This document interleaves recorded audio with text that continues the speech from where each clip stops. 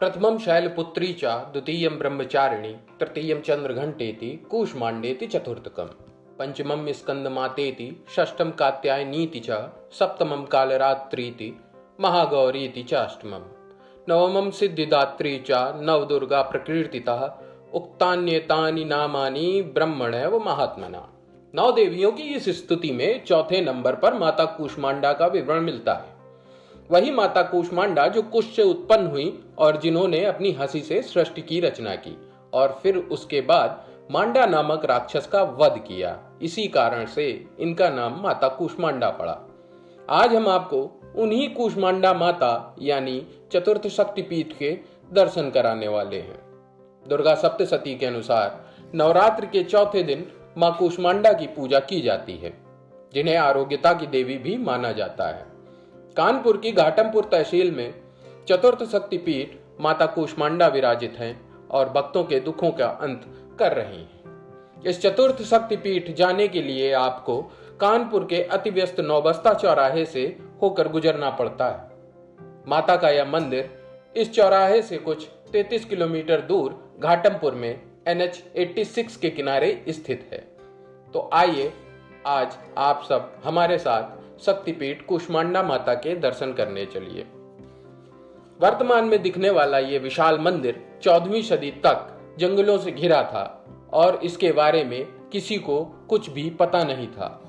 और तब घाटमपुर में यहाँ के राजा श्री घाटम देव का राज हुआ करता था। राजा घाटम देव के पास कई गौवंश हुआ करते थे, जिन्हें जंगल में चराने का काम कुड़हा नाम के एक चरवाहे का था।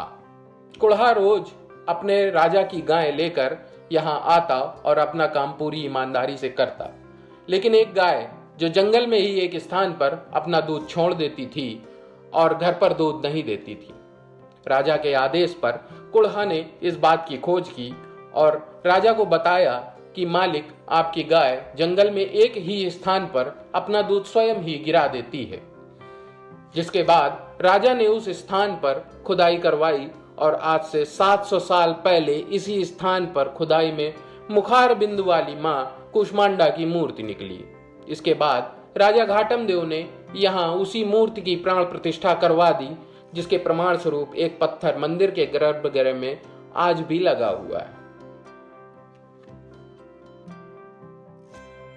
मंदिर में जो लोग बताते हैं उसके अनुसार पुराने समय में मांडा नामक एक राक्षस हुआ करता था। इस राक्षस के कारण समस्त ब्रह्मांड के लोग परेशान थे।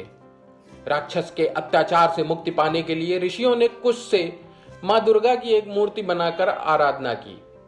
इसके बाद उस मूर्ति से मां दुर्गा ने अवतार लेकर मांडा नामक राक्षस का वध किया। इस कारण से माता का नाम कूष्मांडा पड़ा। मंदिर में माता की सेवा में मग्न रहने वाली एक माता जी ने बताया, मंदिर में लेटी माता कूष्मांडा के नेत्रों से निरंतर एक दिव्य जल रिसता रहता है, जिसके निकलने का रहस्य आज तक कोई नहीं जान पाया। और अगर मान्यताओं की माने तो यह दिव्य जल आंखों में डालने से नेत्र संबंधित सभी समस्याएं समाप्त हो जाती हैं और आंखों की रोशनी वापस आ जाती है। इसलिए भी मंदिर में दूर दराज के क्षेत्रों से लोगों का आना जाना लगा रहता है।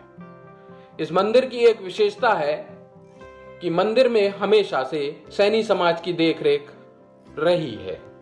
मंदिर में मां की पूजा सिर्फ महिला पुजारी ही करती हैं। इसकी वजह पूछने पर उन्होंने बताया कि मां की यहाँ पर लेटी हुई मूर्ति है, जिस कारण से सिर्फ महिलाएं ही माता को श्रृंगार करा सकती हैं। पूरा जंगल था, यहाँ कुछ नहीं था।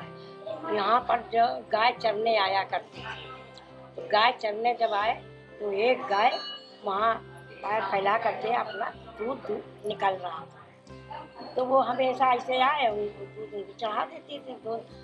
अब दूध चढ़ाते चढ़ाते जिसकी गाय थी तो वो कहने लगी कि हमारी गाय को ले जाकर चराने के लिए, मगर वो दूध नहीं देती है। कहाँ बात है, क्या पी लेते हो तुम? क्या लगे, नहीं ऐसा नहीं हम करते कभी। कैन का पीस कर दिया को है पी लेकर। तो जो देखें तो वहाँ पर जो है काफ़ी वो हो गया। तो वो गाय जा करके वहीं खड़ी हो जाए। अब छाछे खूब चलने लगे। वो छाछ चलने पर उन्होंने जब देखा कि यहाँ ये गाय जो है दूध यहाँ पर दे रही है, और उसके बाद में वहाँ दूध जो है बिल्कुल वो हो जाता। फिर उसके बाद में जो है भाई चलते वहाँ सब लोग गाय आवा करके देखने सुनने लगे कि क्या चीज़ है यहाँ पर, क्या नहीं है।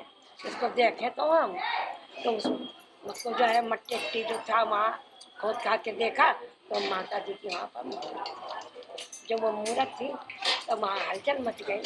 तब एक जो गाँव गैया चलाता था बड़ा, तो वो गाय चलाता तो उसने कहा कि माता जी का मंदिर हम बनवाएंगे। तो उसने जो है वहाँ खोद खाद करके यहाँ पर वो किया और करके मतलब उनको रख वहीं पर स्थापित कर दिया। अब धीरे धीरे धीरे धीरे सब जब जिसकी ममता होती थी तो उसकी ममता पूरी होती थी कि आंखों में जल निकलता था तो जल भी डालते थे तो आंखें अच्छी हो जाती थी।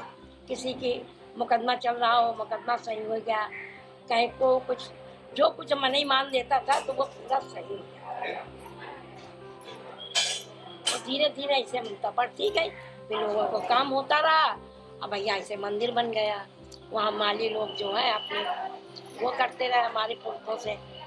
कोई आज की बात नहीं है, 80 साल की तो हमारी उम्र हो गई है।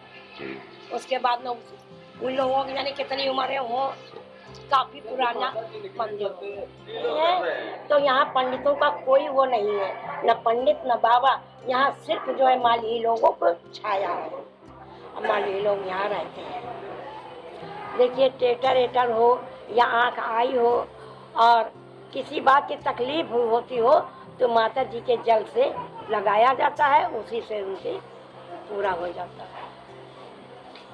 वह लाली चढ़ाता है, ये सब चढ़ाते हैं लोग जो मानते हैं सो अपना चढ़ाता है। चुनरी लाल चुनरी उनको खाया जाता है, यहाँ जो है अष्टमी उनको